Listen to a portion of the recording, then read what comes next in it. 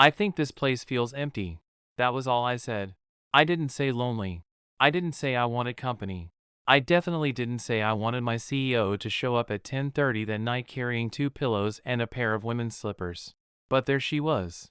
Vivian Hale stood outside my new apartment with 1 pillow under each arm and a paper shopping bag hanging from her wrist. I stared. She stared back. Then she looked past me into the bare living room. You were right. About what? It's empty. I leaned against the doorframe. Vivian. Yes? Why are you here? She lifted the pillows. You need these. I own a pillow. 1. That is the traditional starting quantity for 1 person. Her eyes narrowed. Then she held up the shopping bag. And these. Inside were pale gray slippers. Not new. Worn. Hers. I looked at her. Then at the slippers. Then back at her. You brought your own slippers. Yes. To my apartment. Yes. Why? Vivian's face remained calm, but 1 finger pressed against the leather watchband on her wrist.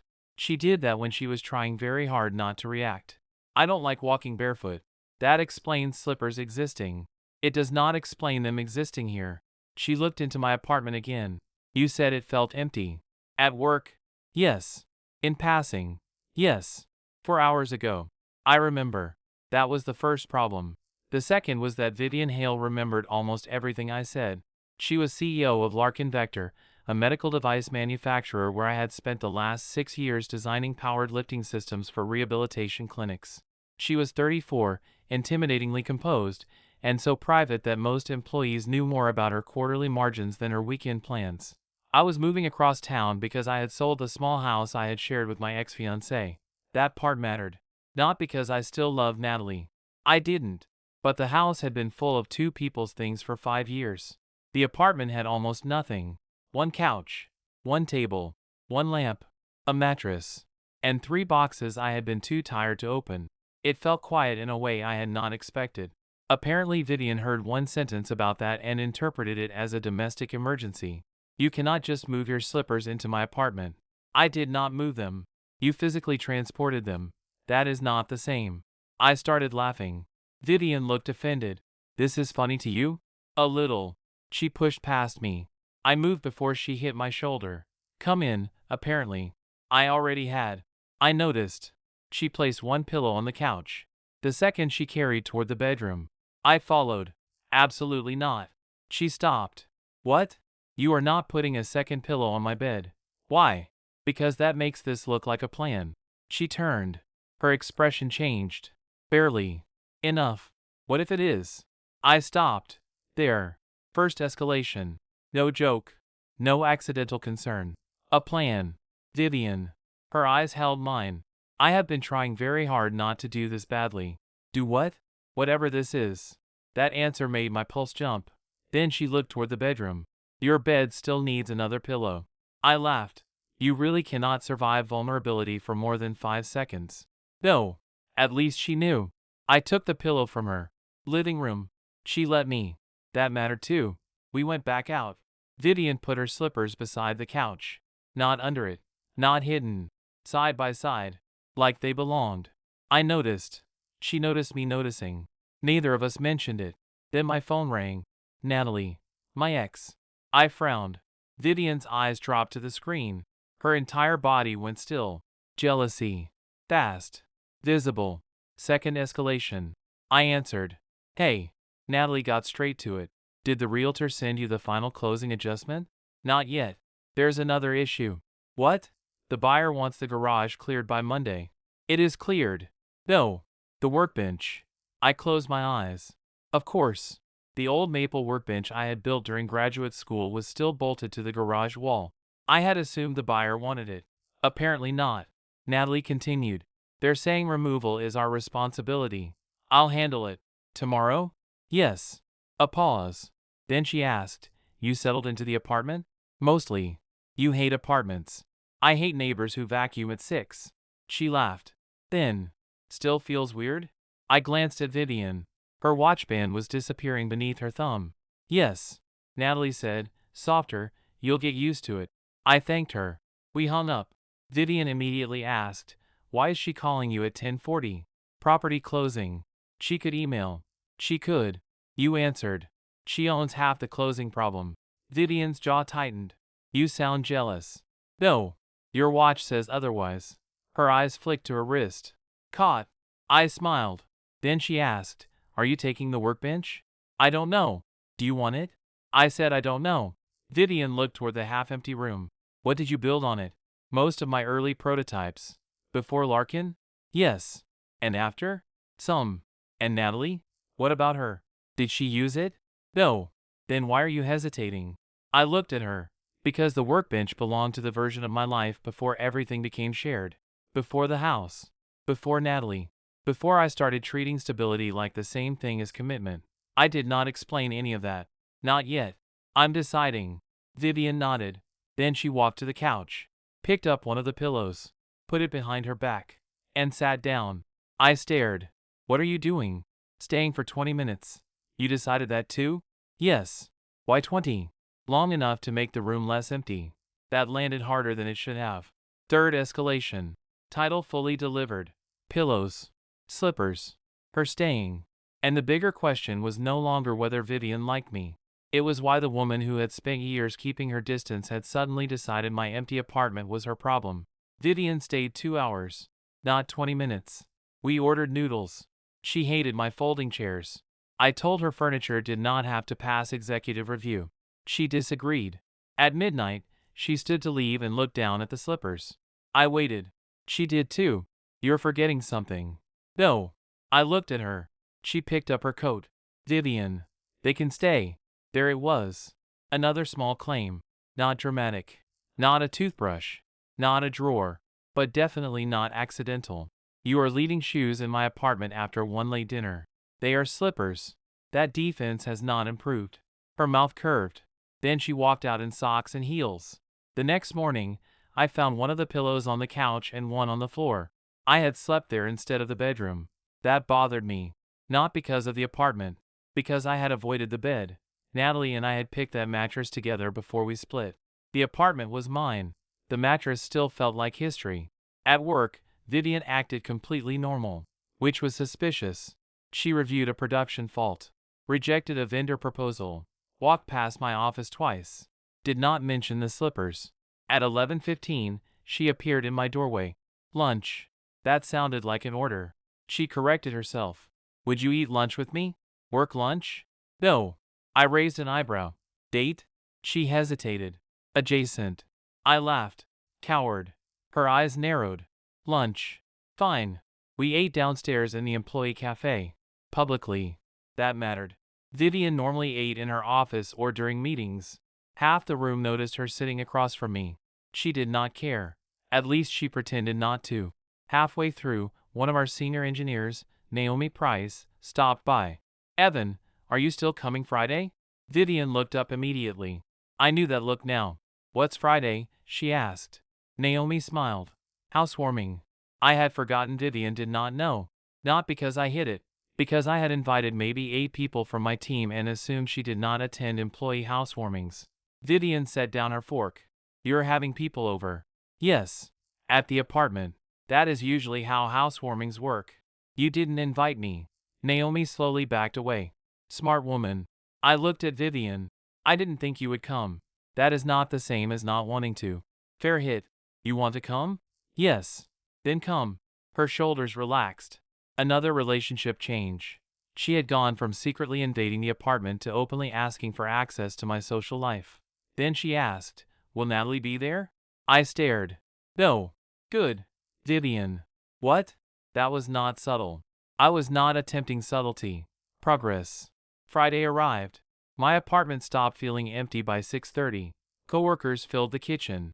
Someone brought a plant I was statistically likely to kill. Naomi brought wine. My manager, Dean, brought folding stools because he had seen my chair situation. Vivian arrived last. No assistant. No driver. No expensive gift. She carried a paper grocery bag. I looked inside. 2 ordinary ceramic mugs. One dark green. One cream. I looked at her. More domestic inventory. You own 1 mug. I own 3. One has a chipped handle. It has survived. Barely. Naomi appeared behind me. Oh, those are nice. Vivian said, one is his. Naomi looked at the second. And the other? Vivian did not answer. She didn't have to. I started laughing. Her face cooled. Don't. This is becoming a pattern. It is a mug. It is your mug. Yes. Naomi looked between us, then excused herself before becoming evidence in an HR file. The party went well. Vivian surprised everyone by being good with people when she wasn't performing CEO distance. She listened more than she talked. She remembered spouses' names. She asked Dean about his daughter's college application. She did not stand beside me all night. That mattered too. Then Natalie showed up. I opened the door and froze. She held a small cardboard box. Before you panic, I'm not crashing. Vivian was 6 feet behind me. Too late. Natalie saw her. Recognition. Oh. I sighed. What's in the box? Stuff from the workbench drawers. She held it out. I figured you'd want to choose what to keep. I took it. Thanks. Then she noticed the crowd. Housewarming? Yeah. Sorry. I didn't know. No problem. She started to leave. Then Vivian stepped forward. Would you like a drink? I nearly turned around just to confirm the voice belonged to her. Natalie looked equally surprised. No. Thank you. Polite. Clean. No catfight. Then Natalie looked at me. Take the workbench. I frowned. You decided for me? No. She smiled faintly. You built everything important on it before me. You're hesitating because you think taking it means keeping something from the old house. That landed. Vivian listened. Natalie continued. It was always yours. Then she left. No regret. No jealousy. Just one useful truth. I looked down at the box. Inside were old drill bits. A steel ruler. 2 pencils. And 1 photograph. Me at 24, standing behind the workbench with the first prototype lift arm I ever built. Vivian took the photo gently. You looked happy. I was. Why did you stop building at home? I shrugged. Work got bigger. Not an answer. She was right. Before I could respond, someone called me from the kitchen. I went. 10 minutes later, I came back. Vivian was still holding the photograph. Her thumb rested near my younger face. And for the first time, I realized she was not only trying to make my apartment less empty. She was trying to understand what parts of me had disappeared before she arrived. The next morning, I drove back to the old house for the workbench. Vivian came with me. Not because I asked. Because she texted at 7:40. Do you need another pair of hands? That was different from simply arriving. I said yes. The house felt smaller after being empty for 3 weeks. No pictures. No couch. No kitchen table. Just dust rectangles where furniture used to be. Vivian walked through quietly. She did not ask about Natalie. Good. The garage was different. The workbench remained exactly where I had left it. Maple top. Steel legs. Burn marks near one corner. A row of holes from a jig I had drilled wrong and never repaired. Vivian ran one hand over the surface. You made this? Yes. How old? 10 years. You built a workbench before buying furniture? I had priorities. She smiled. We unbolted it. Heavy. Awkward. It took both of us. At one point Vivian lost her grip. I caught the side before it hit her foot. You okay? Yes. Let go if it slips again. I can carry it. I know. That sounded patronizing. It was safety. Her eyes narrowed. Then she smiled. That was new too. We loaded it into the rental van.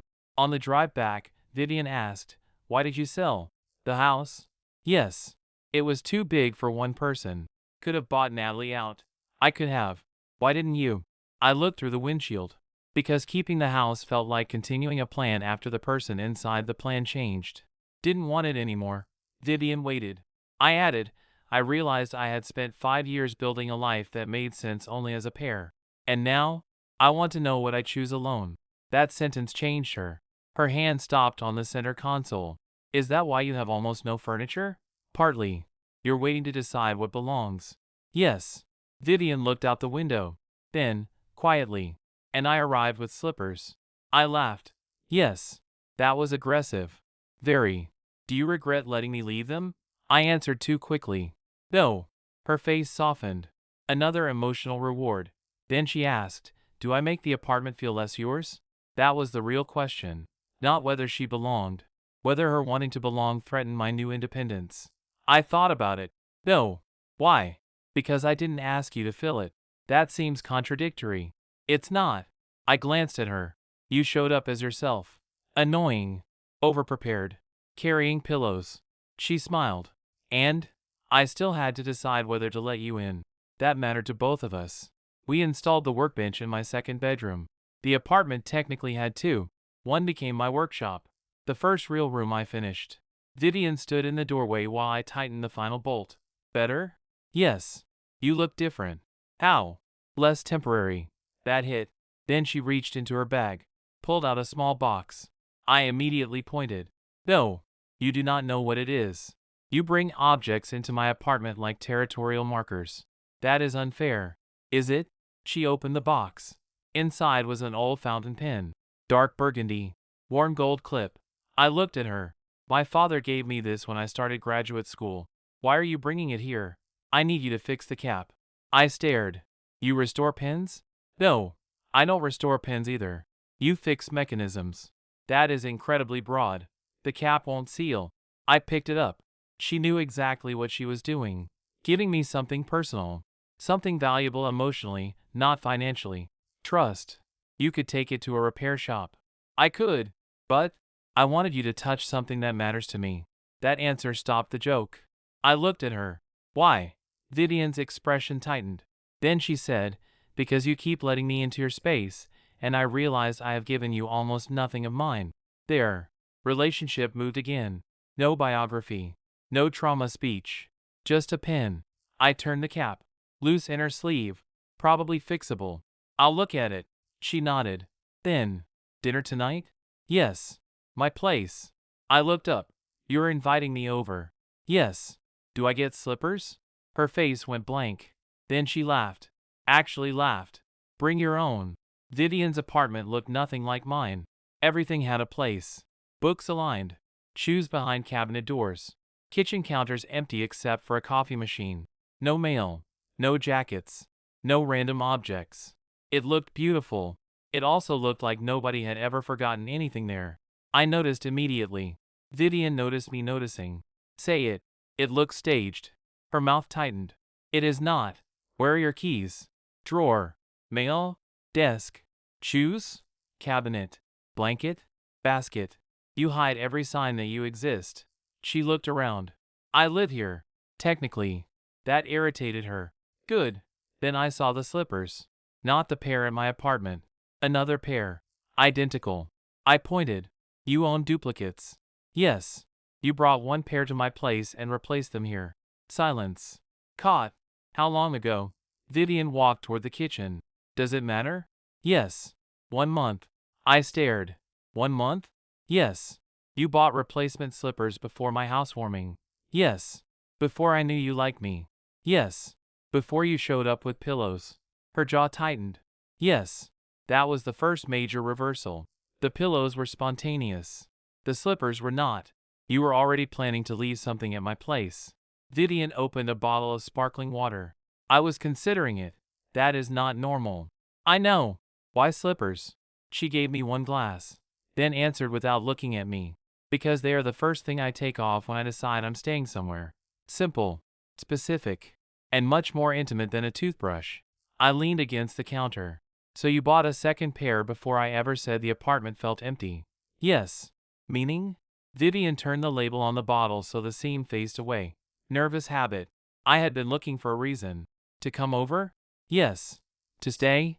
Her eyes met mine. Yes. There it was. Not final love, but an unmistakable admission. I stepped closer. How long? She did not hide. 2 years. My pulse jumped. What happened 2 years ago? You stayed with Dennis Ward. I frowned. Our controls technician? His wife went into labor during the plant shutdown. I remembered. Dennis was the only technician on site who understood a specific legacy servo system. The backup engineer was 3 hours away. Everyone panicked when he got the call. I told him to leave. Then I sat on the factory floor for 6 hours with schematics and figured out enough of the old system to stabilize production until backup arrived. That was not romantic. No. Vivian looked at me. That was when I understood what kind of man you were when being useful cost you something. That hit. She continued. You never mentioned it in the incident review. Because Dennis had a baby. You also refused the overtime bonus. I was salaried. You argued with finance for 20 minutes because they wanted to give it to you. I remember. I remember too. There it was. Why me? Not because I was near her. Because she watched my choices.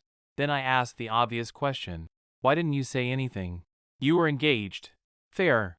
And after Natalie? Vivian's face changed. I waited. Why? Because your breakup was not an opening. That answer mattered. I stepped closer. Then why now? You sold the house.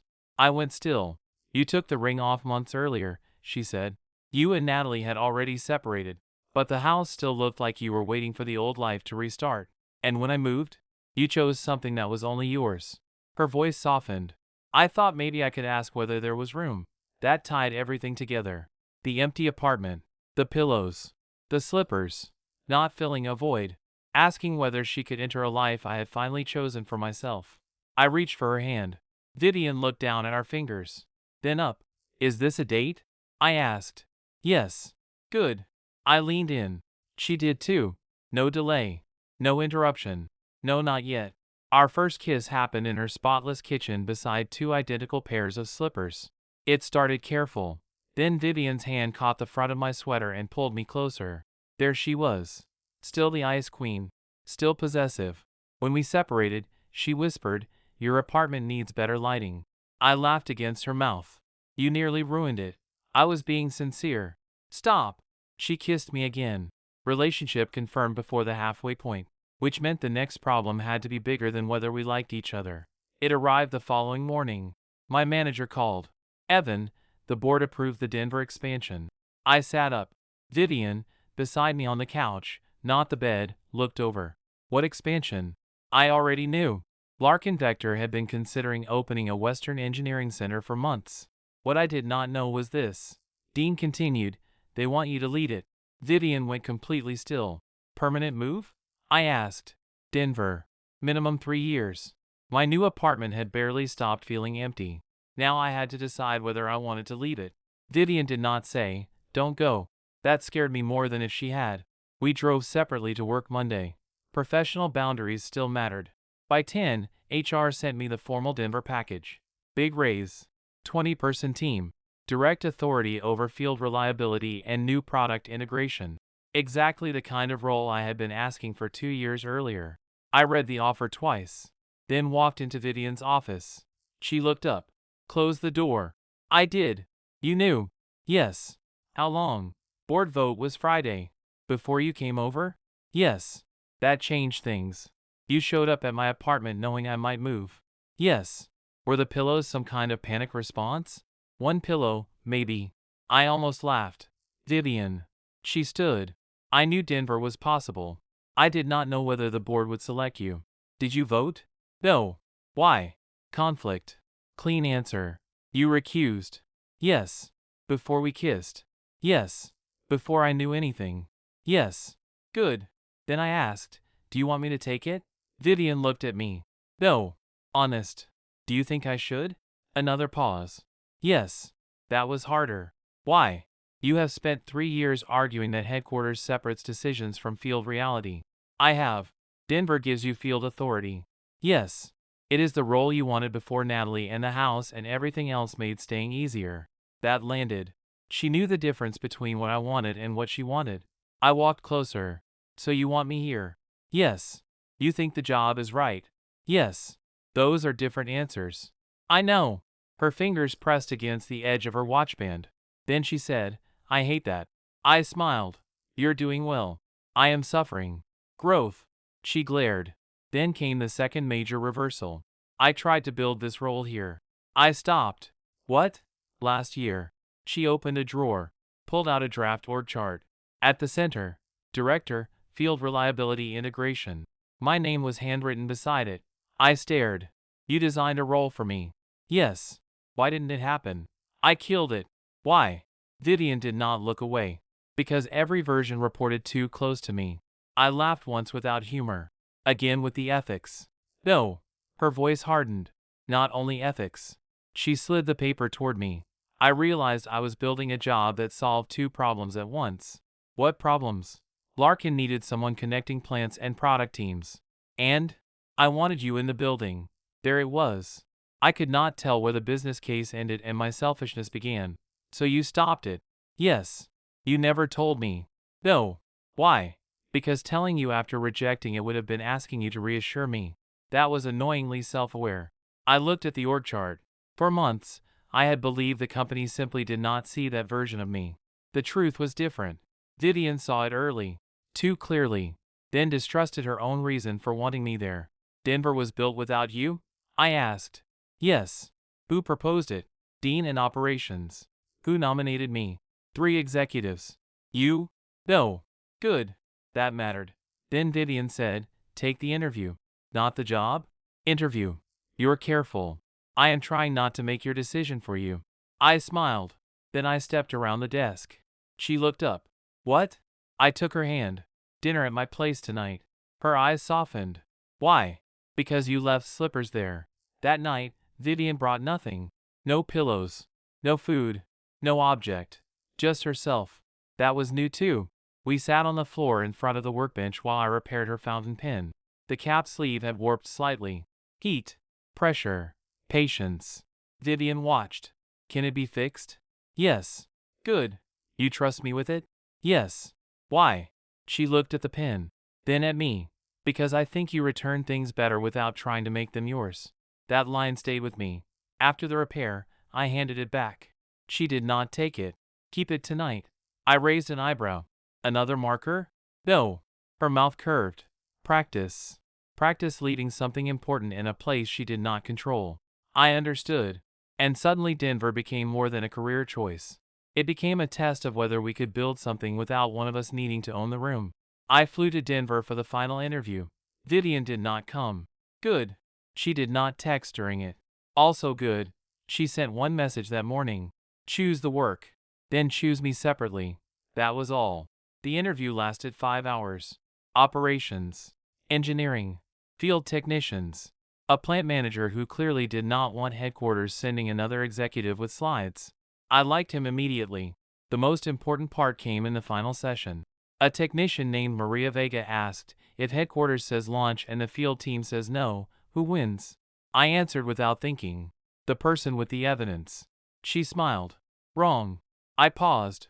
Then understood. The process should make evidence visible before somebody has to win. Her smile widened.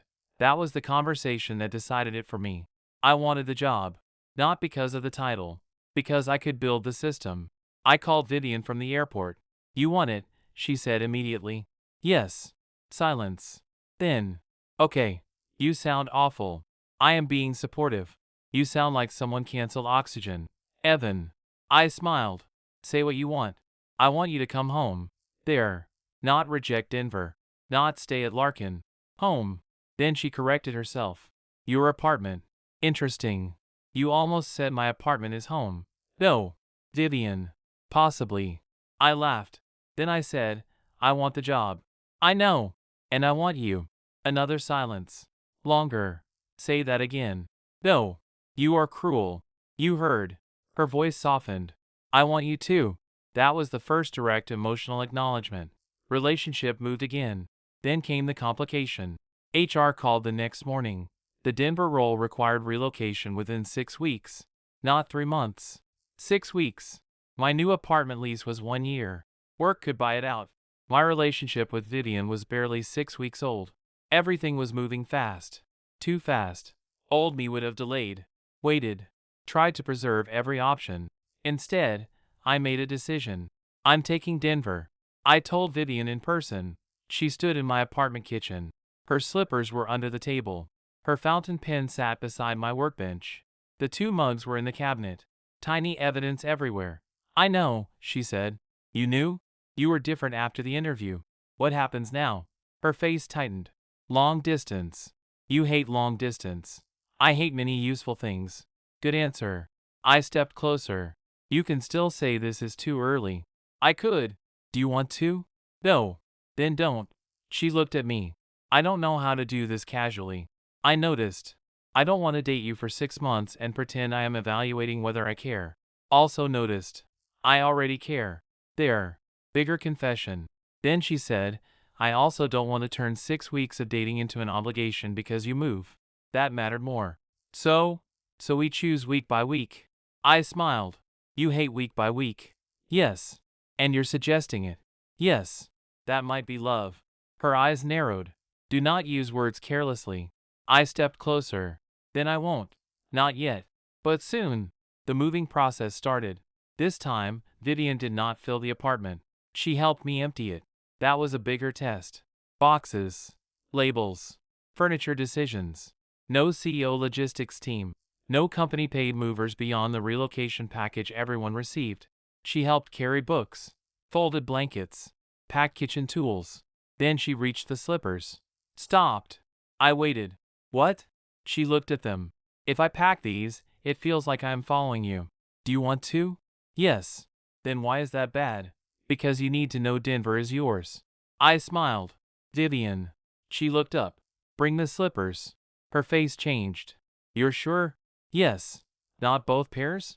I stared. You really do own duplicates. She smiled. Fine. One. That was the moment the move stopped feeling like leaving her behind. Denver made us better and worse.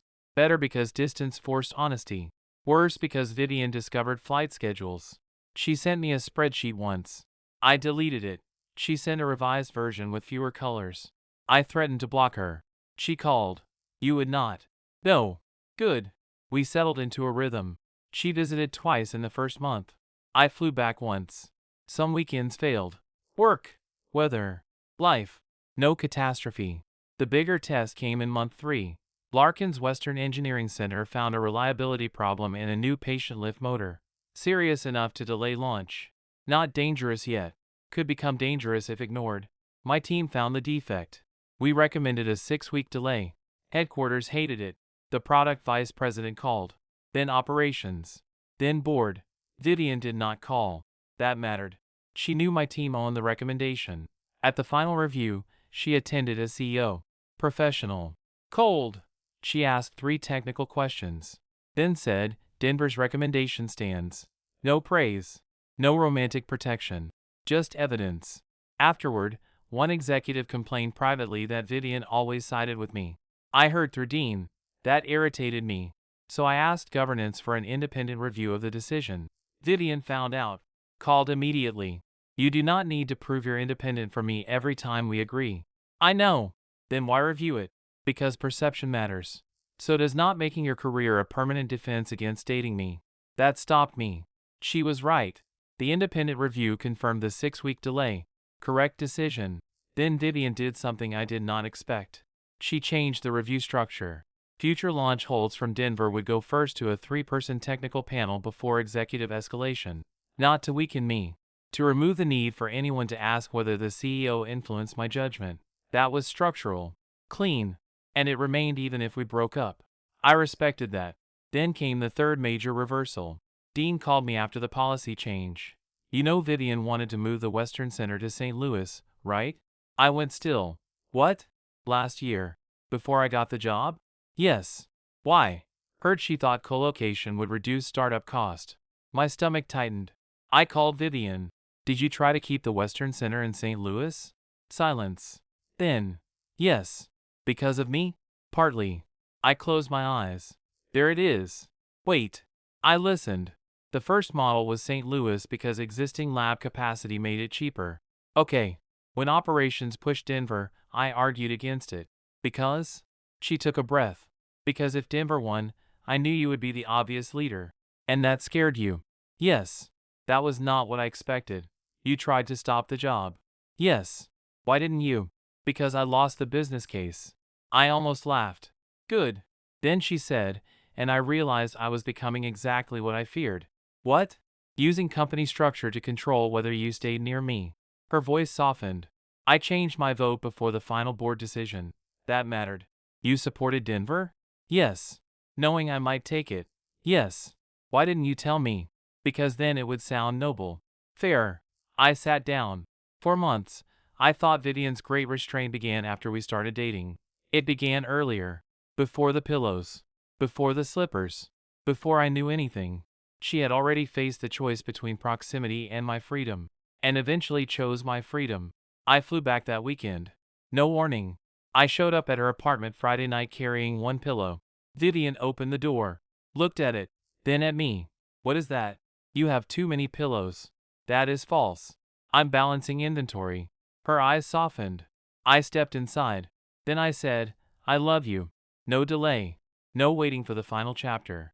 Vivian froze. Completely. I smiled. You told me not to use words carelessly. I remember. I'm not. Her eyes filled. Not dramatically. Just enough. Then she said, good. I stared. That is your answer? No. She stepped closer. I love you too. Then she kissed me before I could complain. Formal love acknowledged. Still one chapter left. Now the final question was not whether we loved each other. It was what kind of life we would actually build around two cities. 6 months after Denver, Vivian stopped leaving her slippers in my apartment. I noticed immediately. Friday night. She arrived from St. Louis. Same overnight bag. Same dark coat. No slippers. I pointed at the floor. Where are they? At home. I frowned. Which home? Her expression changed. There. Intentional. Exactly. I stared. You are doing something. Yes. Should I be afraid? Possibly. She walked into the living room. My Denver apartment no longer felt empty. Workbooks on the table. Plants I somehow kept alive. Her mug in the cabinet. A blazer she left 2 visits ago. The repaired fountain pen on my desk whenever she stayed. But no slippers. Vivian opened her bag. Pulled out a key. Not mine. Hers. What is that? I leased an apartment. My stomach tightened. In Denver? Yes. I stared at her. Vivian.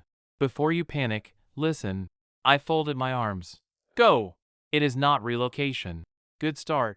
I am not moving headquarters. Better. I am not transferring my primary residence. Continue. Larkin's board approved a permanent executive travel schedule for the Western Center. 1 week per month here. I was already spending 6 to 8 nights monthly in hotels. That's true.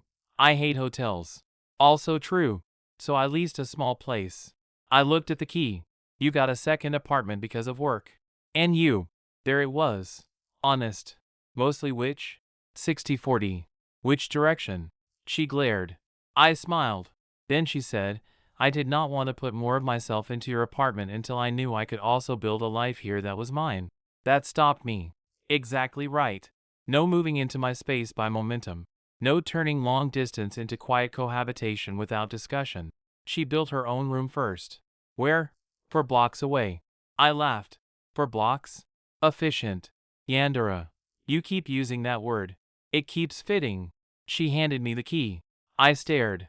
What is this for? Emergency only. You trust me with your apartment? Yes. Do you trust yourself with mine? Her eyes narrowed. I already have your key. You do. I have not abused it. You reorganized my pantry. Once. Violation. It was chaos. I laughed. Then I reached into the drawer beside my couch. Pulled out a small box. Vivian went still. No. I smiled. You don't even know. I know boxes. Apparently. Inside were the pale gray slippers. Her original pair. The ones from the first night.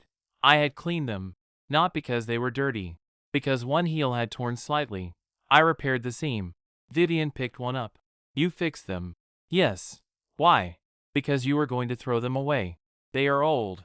They were your first hostile occupation. Historic preservation? Exactly. Her eyes softened. Then I took out something else. A second key.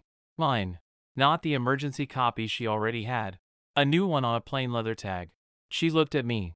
What is this? My apartment. I already have. No. I shook my head. The first key was logistics. Water leak. Package pickup. Emergencies. And this? Home. Her breathing changed. I continued. You showed up the first night because I said the place felt empty. Vivian held the slippers against her chest. You tried to fill it with pillows and shoes before you knew whether I wanted you here. Yes. I did want you. Her eyes went shiny. But I needed to know the apartment could become mine first. I know. And you needed to know you could belong without taking over. She nodded. So this one is different. I put the key in her palm. You can come because I want you here. No crisis. No work reason. No hotel schedule. Not every day. Not automatically. Choice. Vivian looked at the key for a long time. Then said, I have something too. I laughed. Of course. She reached into her bag. Not a ring. Good. A folded piece of paper. I opened it. No spreadsheet. That alone was suspicious. 3 handwritten lines. 1 week in Denver each month. 1 weekend in St. Louis if you want. 2 weekends belong to whoever asks first. I looked up. You wrote a relationship policy. It is not a spreadsheet. Technically. I compromised. I laughed. Then noticed a 4th line at the bottom. Smaller. No assumptions. Ask. That mattered most. I folded the paper. Approved. Her eyes narrowed. You do not have approval authority. I have boyfriend authority. Limited. Future husband? She froze. I smiled. There. Now I had her. Vivian stepped closer. What did you say? You heard. Are you proposing? No. Her face became instantly suspicious. Then do not use loaded terminology. I laughed. You used to bring slippers into a man's apartment without permission. I have grown. You have. I touched her face. Enough that I can say future without feeling trapped by it. That changed her expression. Not proposal. Not final legal commitment. But the biggest emotional payoff yet. I want this to keep going, I said. Towards something. Vivian's voice softened. So do I. Marriage eventually? She looked at me. Yes. Clean. Adult. No delay. No games. I kissed her.